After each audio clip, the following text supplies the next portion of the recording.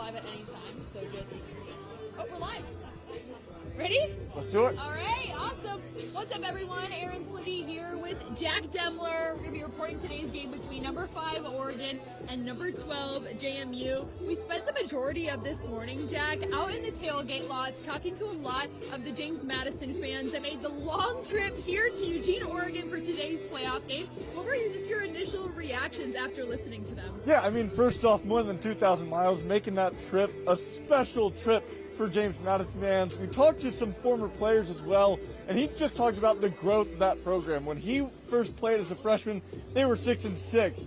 He never imagined that they would be playing in a college football playoff game, and that says a lot to just the game and how the game of college football has evolved. To have a team like James Madison playing at Autzen Stadium against Oregon, just to see, not only they get to see what Eugene is like, but we get to see what a team like James Madison can do. Yeah, and I definitely think what stuck out to me was just the fact that, you know, the James Madison fans know that they're just thankful to have an opportunity to be in this college football playoff. But when it comes to on the field, anything can happen. And they're definitely like, we're here for a reason. This James Madison team is in the college football playoff for a reason.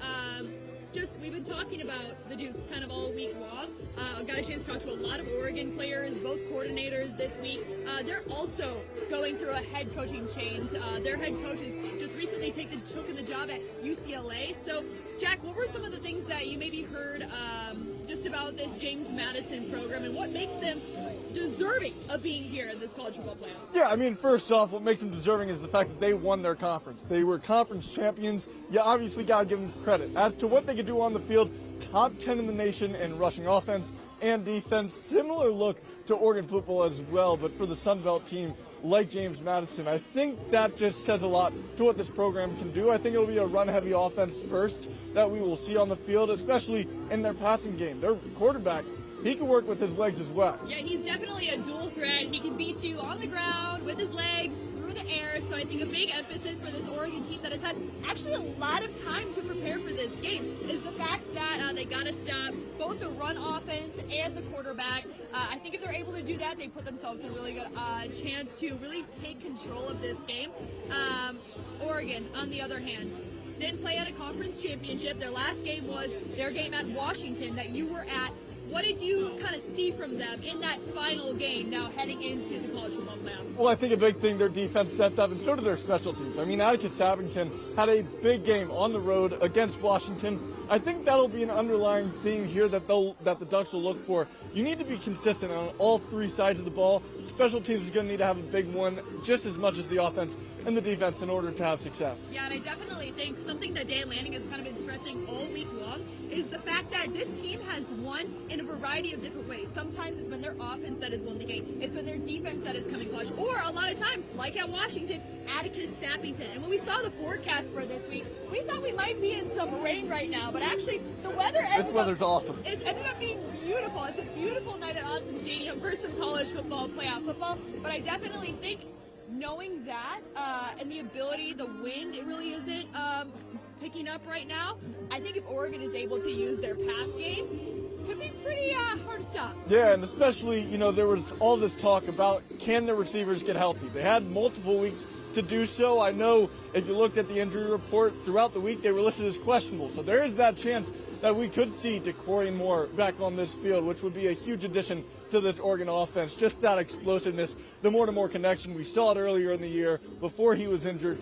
Just that explosiveness back on the field for the college football playoffs would be special for this team. Yeah, not just DeCorian Moore, but also Gary Bryant Jr. and Evan Stewart that hasn't played all year, that actually got hurt during the summer with an injury, has been rehabbing that. Also listed as questionable during the week. I think Evan Stewart did move down and is out for this game. But Gary Bryant and DeCorian Moore, DeCorian also posted on his Instagram story a post that he posted that the caption was just back. So I would say if you're a Duck fan seeing that, what are you thinking? I think you're thinking that he's going to be playing tonight at Autzen Stadium for the first round of the college football playoffs. I'd be pretty excited to see that post. We'll officially get good word leading up to this game, but we'll get the ultimate decision when kickoff happens at 4:30. Yeah, and I definitely think if you have, regardless of if Oregon has those receivers or not, they have had now 3 weeks after that Washington game to rest, recover, and prepare for this game. Oregon knew they didn't have to deal with the conference championship. They knew right from the playoff rankings the week before that if Duke won the ACC championship, that they would most likely be facing off against JMU. So now they've had that time to prepare, but also James Madison has had time also to prepare for this game.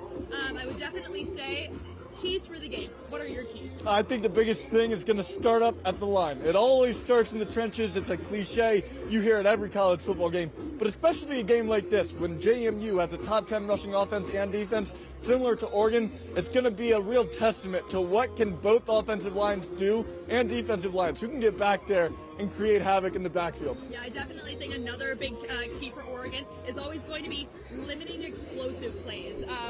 JMU is a team that has a lot of explosive plays, but Oregon actually, despite all of those receivers being off, actually top 10 in the country in explosive plays, over 20 yards in the passing game, which I think is also really important. That regardless if these receivers play or not, they've got players like Malik Benson, Jamari Johnson, the tight end, has been crucial for them, especially when Kenyon Sadiq is out. Also, they have Kenyon Sadiq, the Big Ten tight end of the year, for a reason. We've seen multiple touchdowns here at Autzen Stadium this season.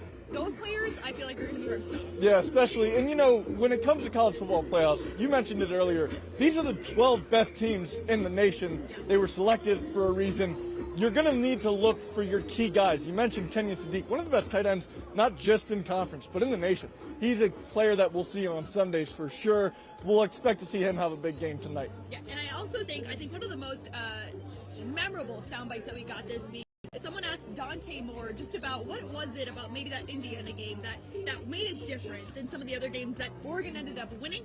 And he said, he put a lot of pressure on himself and was able to kind of come back and learn from that, made the game bigger than what it was.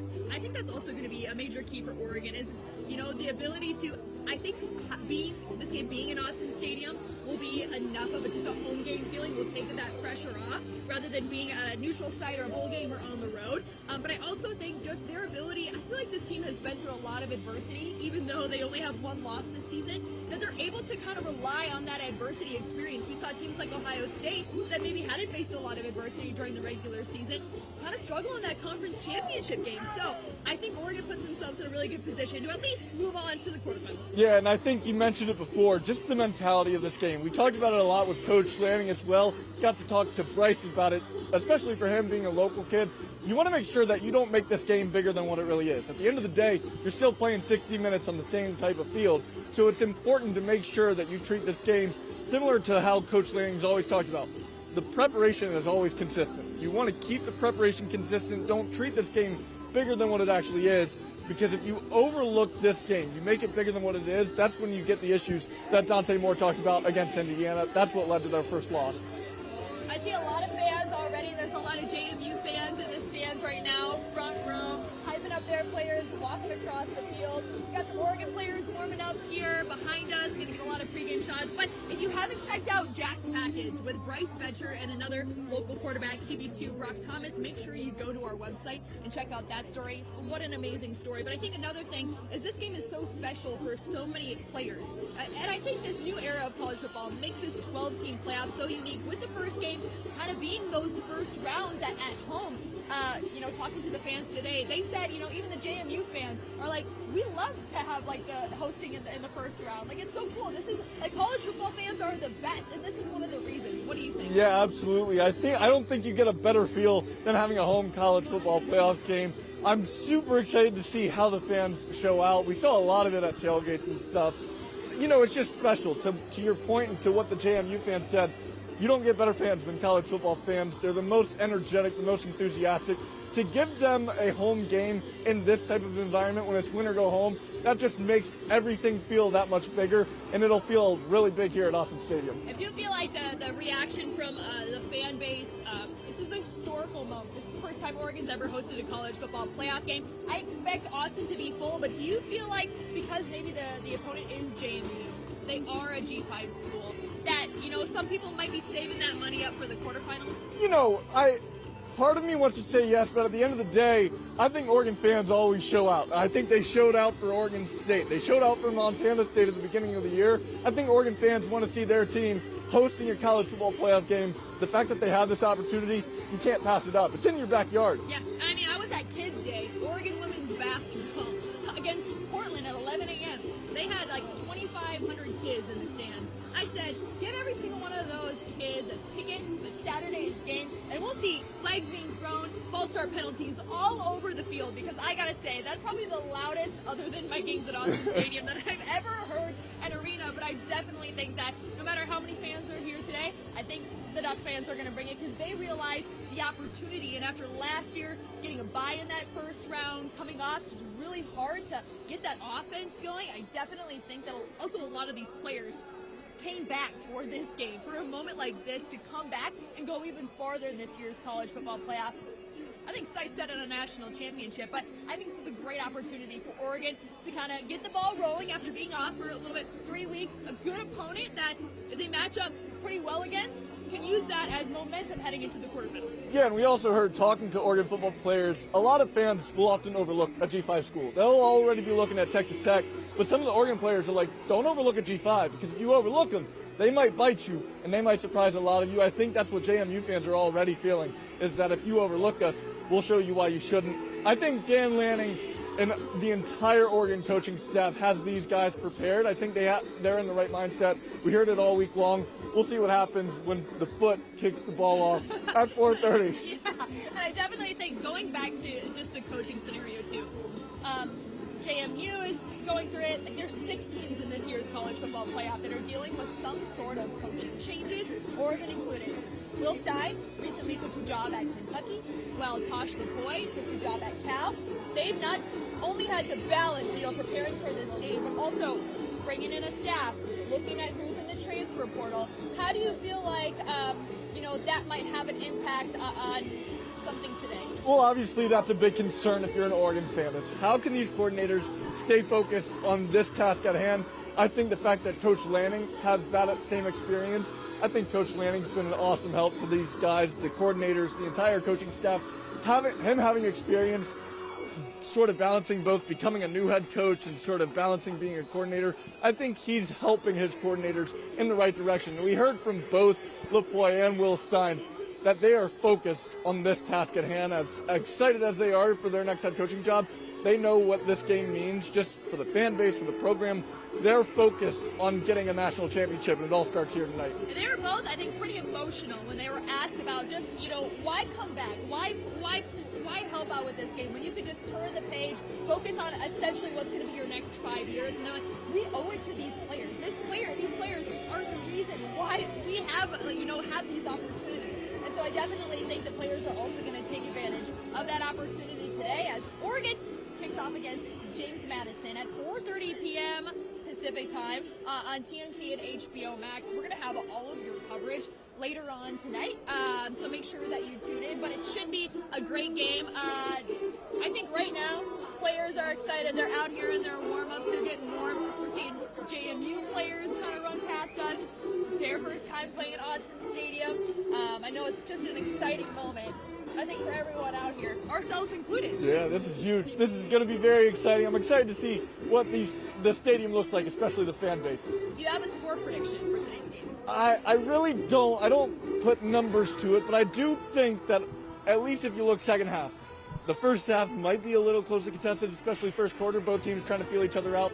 I think once you get to halftime in the second half, I think that's where you start to see Oregon run away with this one. Yeah, I definitely think, I agree with you, Jack. I definitely think that JMU is going to find a way also to put some points on the board, whether it's one touchdown, whether it's a field goal. I definitely think that they have the pieces in order to do that, but I definitely think that right now, I think the mindset has been, the UConn women's basketball head coach, every time that his team was ranked a number 1 seed, he always went back to, well, they're not ranking you high enough.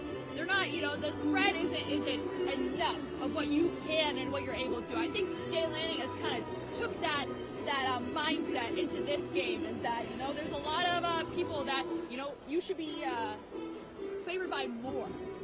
I think that's a good mindset to come into this game because, Oregon on paper is the better team, but we'll see what happens here at 4:30 tonight. Yeah, absolutely. Should be an exciting game. Should be an exciting game. Again, we'll have all of your coverage later on tonight. Make sure that you tune in. Again, we'll have all of your coverage tomorrow. And, of course, the winner of this game will go on to play Texas Tech in the CFP quarterfinals on New Year's Day in Miami. I feel like that game being in Miami is a little bit of foreshadowing to maybe the national championship. It's also at Hard Rock. Playing in Miami, possibly could see Oregon playing there twice.